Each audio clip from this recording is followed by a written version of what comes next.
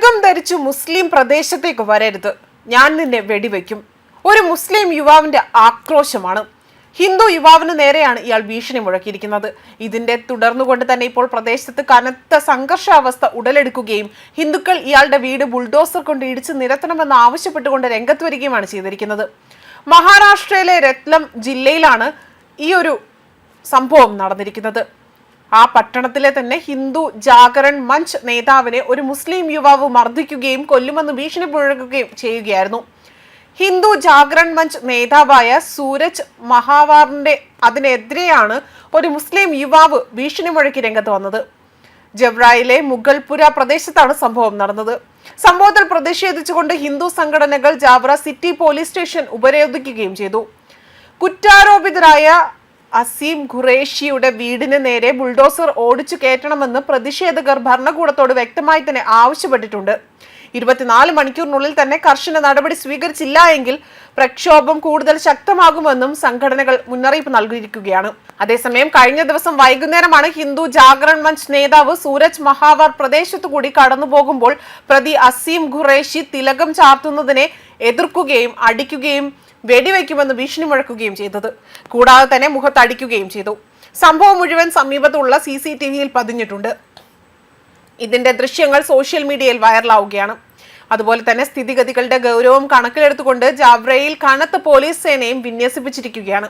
പ്രതിയായ അസീം, അച്ഛൻ, അമ്മ, സഹോദരി എന്നിവർക്കെതിരെ FIR രജിസ്റ്റർ ചെയ്തിട്ടുണ്ടെങ്കിൽ പോലും അറസ്റ്റ് നടപടികൾ പുരോഗമിക്കുകയാണ് എന്നും ജാവ്ര SP ദുർഗേഷ് വ്യക്തമാക്കി.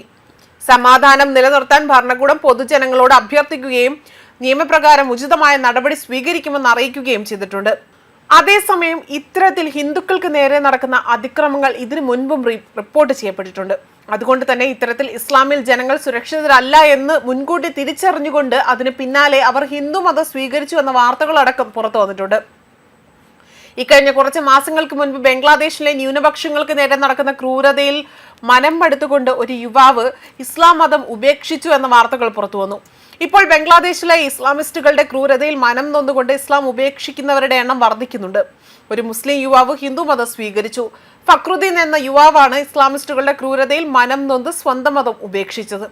തന്റെ പേര് ബഹദൂർ സിംഗ് എന്നാക്കി മാറ്റുകയും ചെയ്തു. ബംഗ്ലാദേശിലെ ഹിന്ദു സമൂഹത്തെ അടിച്ചമർത്തുന്നതിലും അവർക്കെതിരായ വർദ്ധിച്ചു വരുന്ന അക്രമ സംഭവങ്ങളിൽ നിന്നും പ്രചോദനം ഉൾക്കൊണ്ടാണ് മതം മാറ്റം നടത്തിയത്.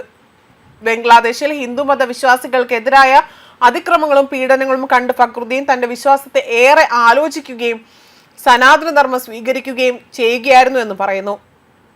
സനാതനധർമ്മത്തിന്റെ സത്യവും സ്നേഹവുമാണ് എന്നെ ആകർഷിച്ചത്. ബംഗ്ലാദേശിൽ ഹിന്ദുക്കൾക്ക് നേരെ നടക്കുന്ന ആക്രമണങ്ങളെക്കുറിച്ച് കേട്ടപ്പോൾ തന്നെ എനിക്ക് വല്ലാത്ത സങ്കടം തോന്നിയതായും അയാൾ പറയുന്നു. എന്നാൽ ഹിന്ദുമതം സ്വീകരിക്കാൻ തീരുമാനിക്കുകയും രാഷ്ട്രീയ ഹിന്ദു പേർ സേനയുടെ പ്രസിഡന്റ് വികാസ് ഹിന്ദുവുമായി കൂടിക്കാഴ്ച നടത്തിയ ശേഷമാണ് മതം മാറിയതെന്നും ഇയാൾ പറയുന്നു.